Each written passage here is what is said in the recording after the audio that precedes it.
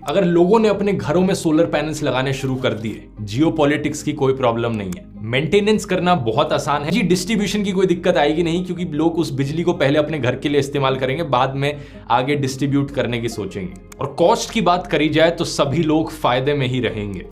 आज की डेट में रूफटॉप सोलर से सस्ती बिजली नहीं है। चाहे आप इंडिया के किसी भी स्टेट में रहते हो, अगर आपके घर के ऊपर रूफटॉप सोलर लगाने की जगह है तो आपको बहुत फायदा होगा। तो इंडिविजुअल सोलर सिस्टम्स की बात करें दोस्तों, ये दो टाइप्स के होते हैं, एक है ऑन ग्रिड और दूसरा है ऑफ ग्रिड। ऑन ग्रिड का मतलब है कि आपने जो अपने घर में सोलर सिस्टम लगा रखा है वो ग्रिड से कनेक्टेड है। नेट मीटरिंग की फैसिलिटी इसमें आपको मिलती है। मतलब जब धूप निकली हुई है, जो भी बिजली आपके सोलर पैनल्स प्रोड्यूस कर रहे हैं उससे पहले आपके घर को बिजली मिलेगी।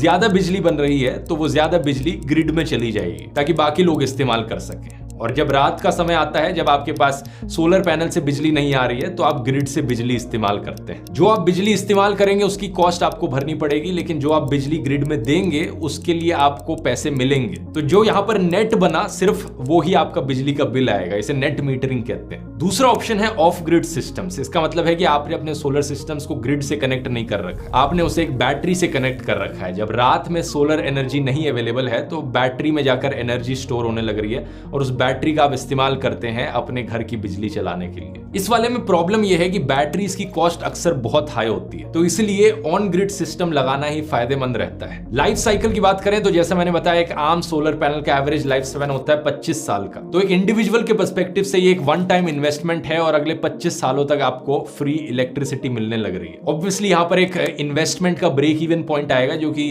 3 से 5 साल के बीच में आ सकता है। तो पहले 3 से 5 साल आपने इन्वेस्ट किए और उसके बाद आपको इसका रिटर्न मिलना शुरू हुआ और 5 से लेकर 25 सालों में आपको सिर्फ प्रॉफिट ही मिल रहा है। स्पेसिफिकली अगर इंडिया में बात करें तो यहाँ पर फायदा ये भी है कि इंडियन गवर्नमेंट की तरफ से सब्सिडीज भी मिलती हैं, अप टू 94,000 रुपीज, अगर आप घर में अपने सोलर पैनल्स लगाना चाहते हो। सबसे बड़ा डिसएडवांटेज जो लोगों को लगता है सोलर एनर्जी का, वो ये है कि जब बादल आ जाते हैं या फिर सर्दियों के समय में सोलर एनर्जी इतनी अच्छी काम नहीं करेगी। ये एक बहुत बड़ी मिथ है, क्योंकि अगर समर्स में आप देखेंगे 6 यूनिट पर किलोवाट पर डे प्रोड्यूस हो रहा है, तो मॉनसून के सीजन में ये 3 यूनिट पर किलोवाट पर डे होता है और विंटर्स में 4 यूनिट पर किलोवाट पर डे होता है। तो हाँ, थोड़ा सा फर्क है लेकिन ज्यादा नहीं है, क्योंकि फोटोवोल्टाइक का जो कॉन्सेप्ट है वो रोशनी पर काम करता है। एज लॉन्ग एज आसपास रोशनी काफी है, चाहे बारिश आ रही हो, बादल हो, वो काम करेंगे। यही कारण है कि बहुत सी ठंडी जगहों में भी आपको सोलर पैनल्स देखने को मिलेंगे। नॉर्दर्न यूरोपियन कंट्रीज में भी बहुत से घरों में सोलर पैनल्स लगाए जाते हैं, इवन दो वहां पर ज्यादा ठंड पड़ती है, क्योंकि एज